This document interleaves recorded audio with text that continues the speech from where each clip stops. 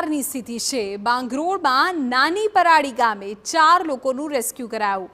2 લોકોનું સ્થાનિક લોકોએ રેસ્ક્યુ કર્યું હતું। મંદિરના પૂજારી અને મહિલાનું એસડીઆરએફ દ્વારા રેસ્ક્યુ કરવામાં આવ્યું। કીમ નદીના પાણી મંદિરની આસપાસ ફરી વળ્યા હતા। કીમ નદીના પાણી ફરી વળતા લોકો ફસાઈ ગયા હતા।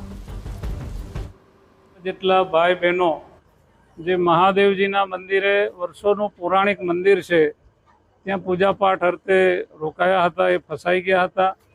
2 લોકોને ગામના લોકોએ સવારે બચાવી લીધા। 2 લોકોને એસડીઆરએફની ટીમ, અમારા મામલતદારશ્રી, વહીવટી તંત્રએ હાલમાં જ બોટના મારફતે રેસ્ક્યુ કરીને એને પણ સલામત રીતે બહાર લાવવામાં આવેલ છે। ગામ ખાતે આવી મામલતદાર સાહેબની સૂચના મુજબ જે અંતરિયાળ વિસ્તારમાં જે મહાદેવની પૂજા કરતા હતા એ પતિ પત્ની ત્યાંથી અને સુરક્ષિત જગ્યાએ અમે બચાવીને લઈ આવ્યા છે। મંત્રી સાહેબ પણ અત્યારે આ ગામમાં પધારી ગયા છે। એમને પણ આપની સાથે વાર્તાલાપ કરી લીધી છે અને લગભગ હવે અત્યારે આ ગામમાં કંઈ એવું પરિસ્થિતિ ખરાબ નથી। આ તરફ સુરતમાં